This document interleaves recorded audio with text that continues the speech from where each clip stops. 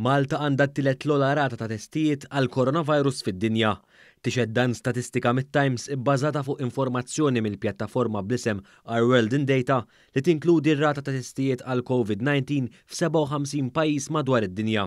Din l-istatistika turi kif għal kull 1000 persuna f'pajjiżna qed isiru t-testijiet għal kważi 39 persuna. Fil-fatt sa issa f'Malta saru 19,121 test għal coronavirus. B'din iċ-ċifra minn madwar id-dinja kollha huma biss l-Iżlanda u Lussemburgu li jagħmlu iktar testijiet. L-Iżlanda huwa l-aktar pajjiż li qed jagħmel testijiet għal coronavirus. Għal kull 1000 persuna f'dan il-pajjiż qed isiru ftit iktar minn 100 test.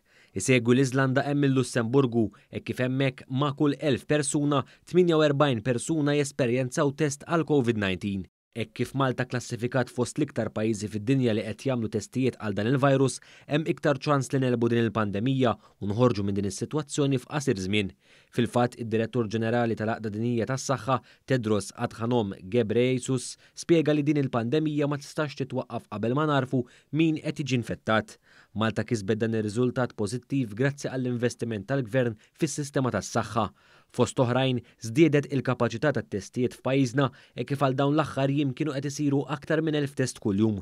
Dan permezz ta' 4 ċentri tat-testijiet f'Mater Dei, Ħalluqa, fil-Luxol u fix-Xewkija Għawdex. Dan fil-waqt li l-Gvern investa f'apparat robotiku li kapaċi jipproċessa sa 800 test kuljum. Bekk ir-riżultati ta' testijiet joħorġu aktar malajr sabiex kuljum jibqa' jiżdied l-ammont ta' testijiet li jsiru f'pajjiżna.